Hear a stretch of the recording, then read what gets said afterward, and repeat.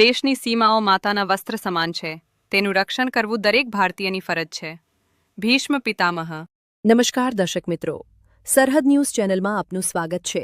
હું અનિતા ગોસ્વામી. હવે જોઈએ સમાચાર વિસ્તારથી. પાલનપુરમાં દિલ્હી ગેટ પાસે એક સાથે 3 વાહનોમાં અચાનક આગ ભભૂકી. એક સાથે 3 વાહન આગની લપેટમાં આવી જતા બળીને ખાખ થયા.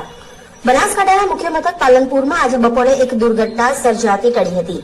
પાલનપુર શહેરમાં વ્યસ્ત એવા દિલ્હી ગેટ વિસ્તારમાં ખુલ્લામાં પાર્ક કરેલા 3 વાહનોમાં અચાનક ભીષણ આગ લાગી હતી.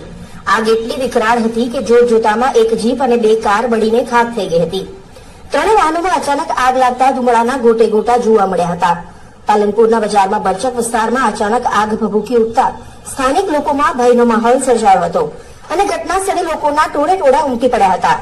ઘટનાની જાણ થતાં જ પાલનપુર નગરપાલિકાની ફાયર ફાઈટર ટીમ તાત્કાલિક ઘટના સ્થળે દોડી આવી હતી અને પાણીનો મારો ચલાવી આગ પર કાબુ મેળવ્યો હતો. આગ લાગી ત્યારે વાહનો પાર્કિંગમાં હતા ત્યારે કોઈ જાનહાનિ થઈ નથી, પરંતુ 3 વાહનો આગની લપેટમાં આવી જતા બળીને ખાખ થઈ ગયા હતા અને ભારે નુકસાન થયું હતું.